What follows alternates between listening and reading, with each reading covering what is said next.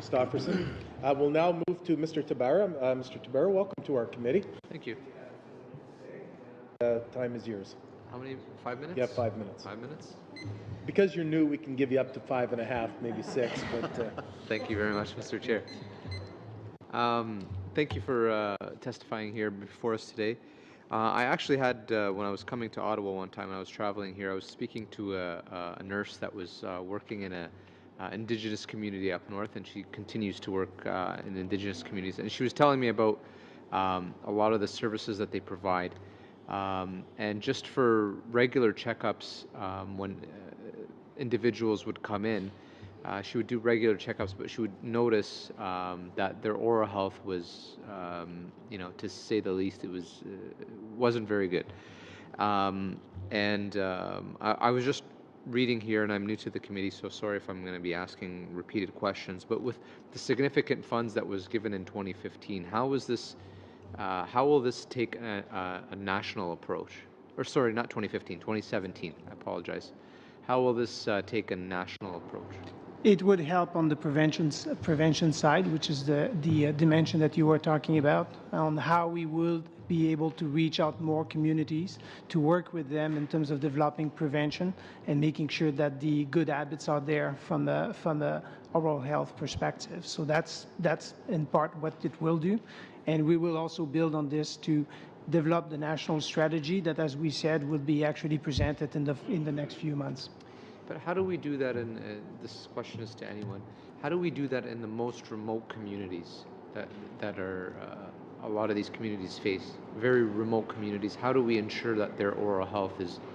We have to work with the communities. We have to have professionals that are going there, work with the communities and reach the families and the children, and actually work with them in terms of training, in terms of showing the benefits of a good oral health. Doing it with the partners for us is the key element, is the key point. It's the same thing even for the national strategy. We have to sit down with our partners, First Nation and Inuit.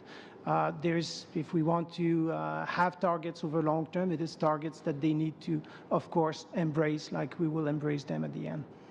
So it's different working groups that we have. It's different ways that we have actually to reach out and work with our partners. To one of you. You were talking about the patient journey, going to see the nurse, and I think this is a prime example in the north where there is a nurse. A patient will see the nurse. If there is a problem with the oral health, the nurse will do a couple of things. First, say there is a dentist visiting the community in 2-3 weeks. I'm going to put you on the list. You should see, but this is more the prevention, convincing the patient to take care of that. If it's urgent, the nurse is going to arrange with our services to get the patient out. Sometimes there is pain and there is a need. If there is no dentist coming soon, the patient care is a priority. She's going to help her to arrange the patient to get out and get services from a dentist somewhere if it's emergency. If there is no visiting dentist, we sometimes organize flight out to see a dental providers. But it's why earlier today I was talking about these regional plans, because each community deserves a different action. Sometimes there is already dentists visiting communities. There is already dental therapists residing in communities. So in each case, we are trying to organize a service. But what matters is really that at all stage of the healthcare providing, whether it's the nurse doing prevention work or the dental therapist seeing the patient or the dentist outside of the community, we try to integrate all this work to make sure that this is patient-centric. We have a problem sometimes with data to be able to see the patient journey, but the staff and our partners have all the same information about what program can be leveraged to get the clients to the service provider as soon as possible when there is a need. Okay. Yeah, okay. Yep. So just a follow-up question. So say if, to give you an example, say there was a dentist that was visiting the community, they performed surgery or they conducted something with the patient. Is there any follow-up? Maybe the dentist leaves again. You know, if you're extracting teeth, you have to check if it's healing properly. Is there any follow-up, or do nurses do that in that respect? Yeah, this is part of the treatment and the process of serving the patient. There is a responsibility for the local nurse. There is a responsibility for the treating dentist. There is a responsibility for the dental therapist.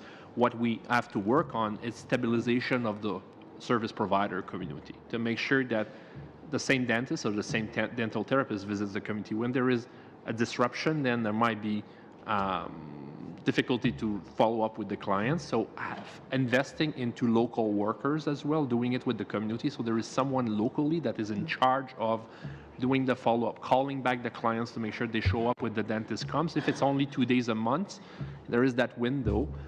So we need local workers to organize that and to be very efficient. Again, that's why we need plans in each region to organize the service in the most efficient way.